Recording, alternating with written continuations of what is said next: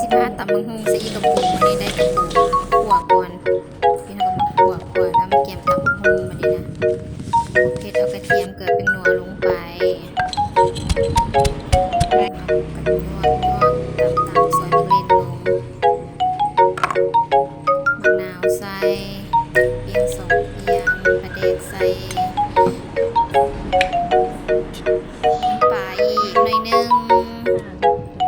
กระปูลงไปกระปูดิบ4-5 ตุ่มลงไปสวกๆเลยที